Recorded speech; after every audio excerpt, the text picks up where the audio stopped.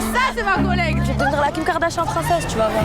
Ça je t'aime trop, elle me chavire. On vous fabrique un bagage pour que vous trouviez un vrai travail. C'est un vrai travail la télé, il y a des contrats, je vous signale. Je vois pas bien l'utilité de tout ça. C'est utile puisque ça fait rêver les gens. Elle fait 15 000 € par poste. Sur les réseaux, elle se fait terminer H24. Il n'y a plus de mauvais buzz aujourd'hui. Mon destin, je le travaille, le reste c'est Dieu qui donne, frère. On est collègues de galère toi et moi. Je me rappelle de toi. Ça va le sang? Premier film de Agathe Rédinger.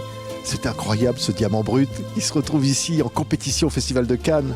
Oui, c'est incroyable. C'est vrai. Mais je suis très sonnée, encore plus sonnée là qu'on sort de projection. Donc, mais oui, c'est vertigineux et c'est immense. Oui. Et Malou, elle est incroyable. Là, on la voit dans le film, on la voit là, on la reconnaît plus. Merci. C'est incarner ce personnage, cette Liane, 19 ans, qui va vivre comme ça, comme influenceuse, et puis qui va découvrir ou rêver finalement par le paraître de se venger du milieu d'où elle vient. Mais c'est la télé-réalité derrière tout ça. Oui, c'est le besoin d'amour, le besoin de reconnaissance et effectivement de sortir de l'invisibilité qu'on lui colle parce qu'elle est née dans un milieu social qui ne lui permet pas d'accéder ou d'avoir les mêmes chances que tout le monde. Donc elle se crée sa chance. Ouais, grâce aux réseaux sociaux, grâce à la télé-réalité, effectivement. Quel film, quelle performance. Merci. Quelle performance. Hein. Regardez quelques instants des images de ce diamant brut. T'as pété les plombs, toi, en fait. C'est mon corps, je fais ce que je veux.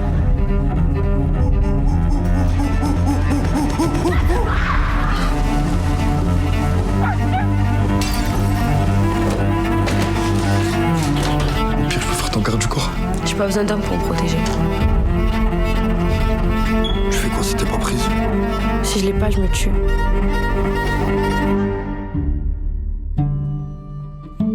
Envoyez ces images, Agathe. C'est un film dans lequel on met tout comme ça. On sent il y a une force à chaque plan, comme ça, comme un coup de poing, une imagination cinématographique. En effet, pardon, je bégaye un peu parce que je suis complètement sonnée, donc, comme je vous disais tout à l'heure. Effectivement, on a mis beaucoup de cœur tous à transcender chaque petite couche de lumière, de vêtements, de son, de cadre. Tout était vraiment c'était un vrai travail d'orfèvre parce que c'est aussi un film sur la beauté et qui questionne ce que c'est que la beauté. Et donc du coup, c'était très important de faire un film qui soit beau et en même temps qui soit pas non plus voyeuriste, qui soit pas sexy. Donc ça a été un travail de réflexion à tous les étages pour trouver les bons équilibres, rester à la bonne hauteur et faire que ce soit beau pour rendre hommage à ce personnage et à cette jeune fille. Andrea Bescon, qui est la maman dans le film. Personnage d'une force inouïe. C'est interprété quand je sais ce qu'est Andrea et ses engagements. Andrea. Mais oui, quand Agathe m'a proposé ce rôle, c'était un cadeau extraordinaire parce qu'évidemment déjà pouvoir se transformer, pouvoir se donner entièrement au service d'un rôle, même si justement ce rôle, comme le qualifie Liane dans le film, c'est un souffle, c'est une ombre. Et il fallait vraiment percuter tout de suite si j'arrivais à l'image, si ce personnage de Sabine arrivait à l'image, il fallait qu'il parle tout de suite très fort. Et donc quand Agathe m'a dit, tu sais, tu serais d'accord pour te transformer un peu, teindre tes cheveux, je dis allez, on fonce, on y va, parce que je suis tombée totalement amoureuse du travail d'Agathe et de son scénario et forcément, même sur le tournage, c'était tellement puissant ce qu'on a vécu et je voyais que Malou allait déchirer l'écran, donc j'étais vraiment très très fière de partager l'image avec cette équipe. On va l'entendre, ce personnage à côté de vous là, dans quelques instants, parce qu'elle a beaucoup de choses à dire, et elle est incroyable dans le film. Mais Idir Azougli aussi, qui est là, évidemment, qui joue le personnage comme ça, auprès du personnage, auprès de cette personnage, de cette Liane de 19 ans. Et là, il y a aussi des scènes d'une très grande puissance à interpréter. Comment on rentre dans ce personnage ?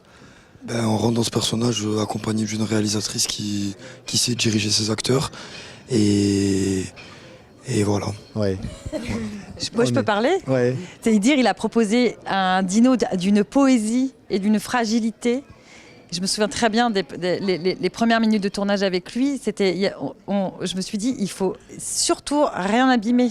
il faut le laisser faire et il y a une poésie qui était extrêmement importante pour le personnage de Dino qui souffre d'injonctions, il subit des injonctions masculines, de virilité très fort, alors que c'est un personnage qui est profondément fragile.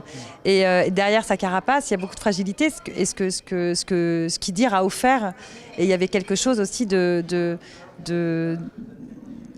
continuer à faire ce que tu proposes en fait, parce que c'était vraiment particulièrement, c'était vraiment très beau. Ça c'est à l'écran, ça se voit, ça se sent, ça transpire de sincérité. Je pense pour un comédien, c'est un truc génial d'être là, d'être dans un film comme ça. Oui, franchement, moi, c'est ultra intéressant parce qu'en plus, j'ai pas eu beaucoup de fois des rôles un peu plus tendres, un peu plus doux.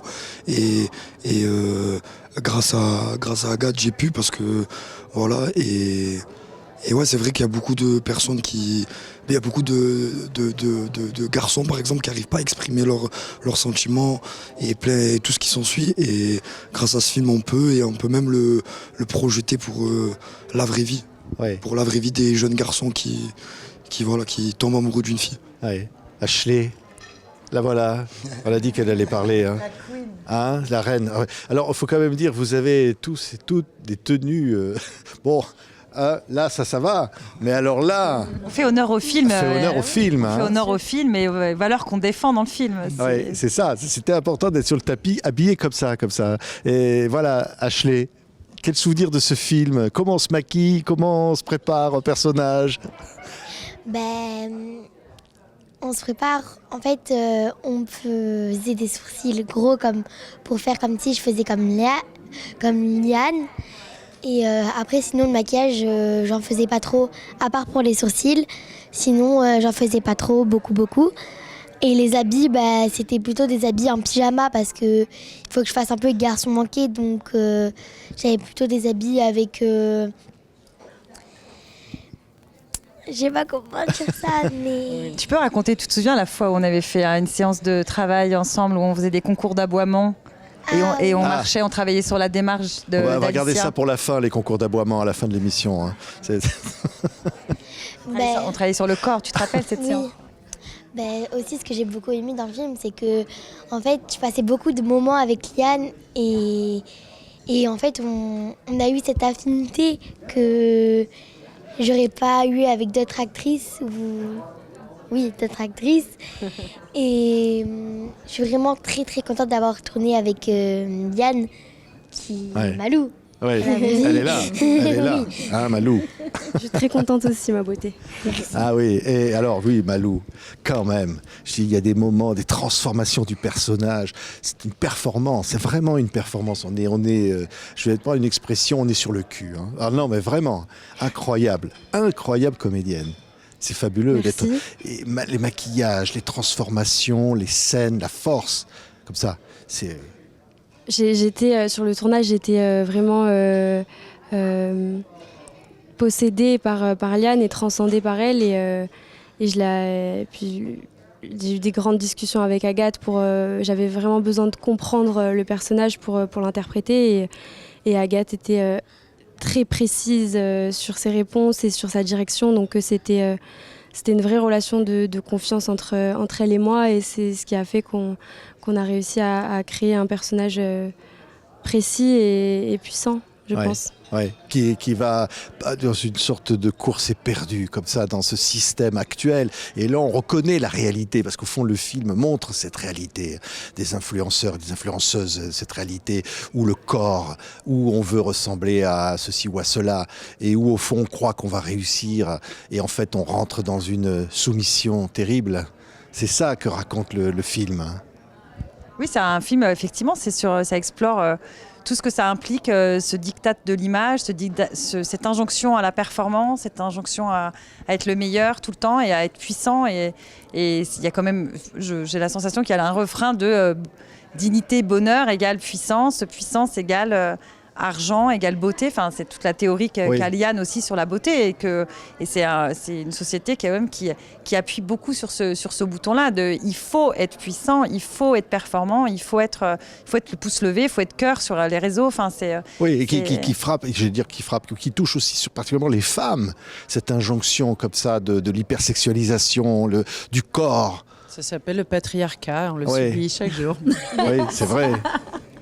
Je crois que on peut plus parler de domination que de soumission, parce que je crois que Liane, elle est extrêmement consciente que c'est la seule arme qu'on lui donne, en fait, son physique dans cette société. C'est la seule arme qu'elle a, et donc elle en est très consciente. Elle l'utilise pour justement dominer. Elle renverse société, quelque chose. C'est ça. Ouais. Et en ça, elle utilise sa beauté comme arme d'émancipation, ce qui est quelque chose que les femmes font depuis la nuit des temps.